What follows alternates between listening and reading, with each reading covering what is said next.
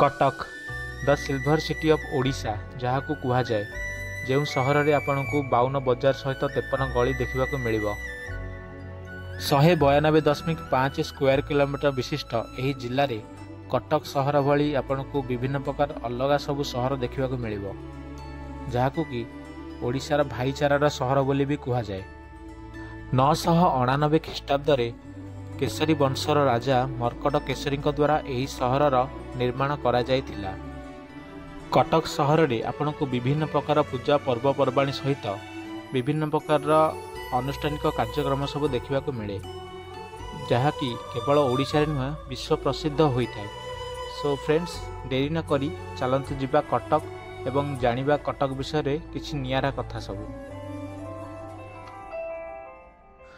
बारवाटी दुर्ग 987 ख्रीष्टाब्द केसरी वंशर राजा मर्कट केसरी द्वारा तैयारी करा जायथिबा एही दुर्ग को बारवाटी नाम रखा जायथिला। सेही समय एही दुर्ग को केवल ओडिशार नुह कटकर भी गेट बोली बा कटकर द्वार बोली कह जाए जहाँकि बाह्य शत्रु मानक ठारू कटक को रक्षा करिबारे सहायक हेउथिला। मर्कट केसरी परे गंगवंशर राजा अनंग भीमदेव द्वितीय एही स्थान को निज अख्तियार को नहीं जाइथिले।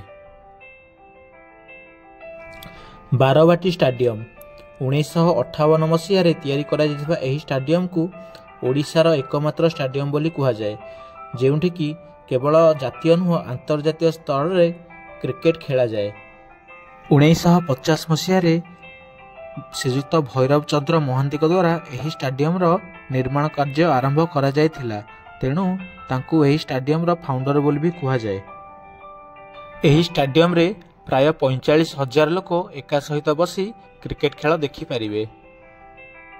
सिंहनाथ मंदिर बड़म्बा कटक कटकर बड़म्बा अंचल थिबा एही मंदिर को शिवंकर एक बहुत ही सुंदर एवं आकर्षणीय मंदिर बोली कह जाए। एकथा विश्वास करा जाए कि प्रभु रामचंद्र जेतेबेले वनवास समय रे एही स्थान को आसीथिले प्रभु लक्ष्मण द्वारा एही मंदिर निर्माण आरंभ होइथिला एवं एही मंदिर रे आपण को सीता द्वारा तैयारी करा जायथिबा एक कुंड भी देखा मिलिबो। ओडिशा सरकार द्वारा तैयारी करा जायथिबा ओडिशार सबुठु बड़ ब्रिज उपरे एही मंदिर अवस्थिति जार ना हेउची टी ब्रिज।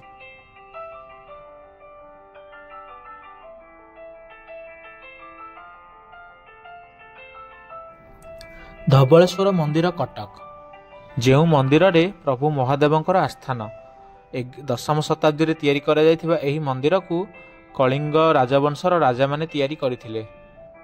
कटक सहर ठारू 27 किलोमीटर बाट दूर रे थिबा एही मंदिर रे आपण को प्राकृतिक सौंदर्य सहित एक झूला पोल भी देखा मिलिबो जहाँकि पर्यटक मानक निज प्रति आकृष्ट करिथाए। कह जाए कि प्रभु महादेव एक कला बलद को धड़ा करिथिबारु तांको ना धबलेश्वर रूपे एही जगह पूजा करा जाए।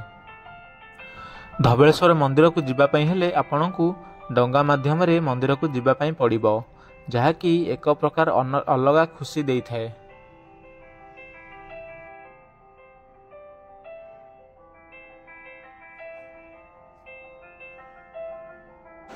दशहरा प्रत्येक वर्ष सेप्टेम्बर किंबा अक्टोबर मासरे पड़ुथिबा एही पर्व केवल कटक रे नुह पूरा भारत रे फेमस। दशहरा समय रे कटक रा जनसंख्या बहुत मात्रा रे वृद्धि पाए कहीं ना एही समय रे केवल कटक रा नुह कटक बाहर भी अलग जिला मानकरू भक्त माने आसी मां को दर्शन करिया पई कहीं केहू कालरू अनेई बसी थांती। सेथिपई दशहरा दिन ठारू 10 दिन पर्यंत एही सहर रे विभिन्न प्रकार जगह रे बहुत प्रकार गेट सब तैयारी होता है एवं बहुत संख्यार भक्त माने मां को दर्शन करिया पई आसंती। दशहरा समय रे आपण को विभिन्न प्रकार खाइबा स्टॉल सहित विभिन्न प्रकार मीना बजार सब देखा मिले। दशहरा रे मां दुर्गांकर 10 भुजा रूप देखिबा पई बहुत ही मनलोभा होता है।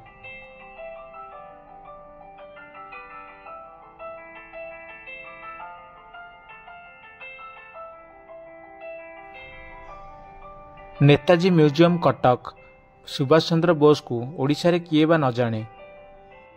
भारतर स्वाधीनता रे सुभाष चंद्र बोस निजर भूमिका पाई निजर एक स्वतंत्र परिचय तैयारी करि पारिछंती एवं तांको पाई पूरा ओडिशावासी आज गर्वित। 1942 मसीह तैयारी करा जायथिबा INA बा इंडियन नेशनल आर्मी हेड थिले सुभाष चंद्र बोस। सही संघरे थिबा सैनिक माने सुभाष चंद्र बोस को स्नेहरे नेताजी बोली डाकती। सही दिन ठारू आमे समस्ते सुभाष चंद्र बोस को नेताजी रूपे जानू। नेताजी म्यूजियम रे आपण को नेताजी जन्म आरंभ कर मृत्यु पर्यंत सबु प्रकार तांको जीवन में घटी प्रत्येकटी घटना एवं दुर्घटना सबू नेताजी म्यूजियम भितर आपण को देखा मिलिबो। म्यूजियम रे आपण को नेताजी जीवन शैली, तांको परिवार, इंग्रेजी मानकर प्रति थिबा तांकर हिंसा मनोभाव एवं देश प्रति तांकर भल पाइबा एवं आंदोलन बा त्याग सबू देखा मिलिबो। माँ कटक चंडी ओडिशा रे थिबा 8टी मुख्य शक्तिपीठ मध्यरु अन्यतम, जहाकू कटकर देवी बा कटकर माँ बोली भी कुहा जाए। कटकर माँ कटक चंडी को इतिहास किछि नियारा। कटक रे बास करुथिबा प्रत्येकटी लोकंकर यह विश्वास थाए कि माँ सेमानकू सबु प्रकार विपदरू रक्षा करिवे। कटक सहर रे कटक चंडी छड़ा आउ जणे माँकर भी बासस्थान रही, जहाँ नाँ हेउछि गड़चंडी एवं तांकू गड़र माँ बा कटकर थिबा दुर्गर माँ बोली भी कुहा जाए।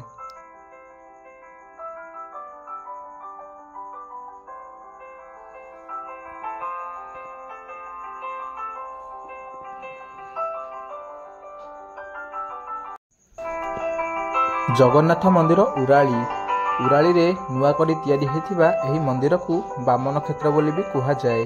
काठजोड़ी रेलवे स्टेशन रु प्राय 3 किलोमीटर बाटर थिबा एही मंदिर को कहीं केते बाटर भक्त माने प्रभु जगन्नाथ दर्शन करने पई छुट्टी आसंती।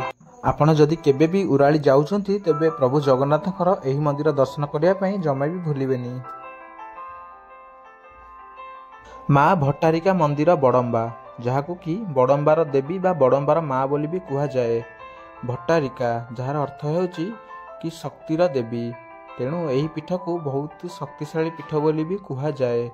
महानदी कोଳରେ थिबा एही मंदिर को प्रत्येक वर्ष बहुत संख्यार भक्त माने माँ का दर्शन करने पई आसंती एवं कुहा जाए कि प्रत्येक वर्ष बन्या पानी रे एही मंदिर संपूर्ण बुड़ी जाए, किंतु माँकर किछि भी क्षति होई न थाए। एही मंदिर परिपार्श्व रे आपनको प्राकृतिक सौंदर्य सहित विभिन्न प्रकार गुंफा सबू देखिबाकू मिलिबो, जहा कि पर्यटक मानकू निज प्रति आकृष्ट करिथाए। महानदी मुहाणरे थिबा एही मंदिर देखिबा पई बहुत ही सुंदर देखा जाए।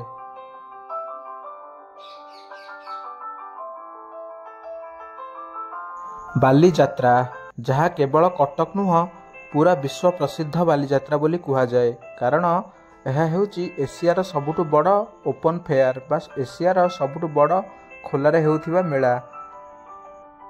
बालीजात्रा प्रत्येक वर्ष नवेम्बर मासरे ही हुए। महानदी सज्जारे हेउथिबा एही जात्रा प्राय 12 दिन धरे चले एवं केवल ओडिशा नुह ओडिशा बाहरु सबु राज्यरु प्राय लोक माने आसी एठारे निजर स्टॉल पकाई थांती। पुरातन काल रे ओडिया पुओ माने बाहर को जाती डंगा माध्यम रे वाणिज्य करिया पई, सेही स्मृति को मन रखिया पई प्रत्येक वर्ष एही मेलार आयोजन करा जाय थाए। बालीजात्रा रे आपनको विभिन्न प्रकार खाद्य सामग्री मिलिबा सहित विभिन्न प्रकार मीना बजार सब देखिबाकू मिले। प्रत्येक वर्ष एठारे लक्षाधिक लोक माने एकाठी होई एही मेलार उपभोग करंती बा आनंद नियंती। सो फ्रेंड्स, आज पाए तो एतिकी। आ जो माने भी बालीजात्रा देखिसंती मते कमेंट रे जणाइबे।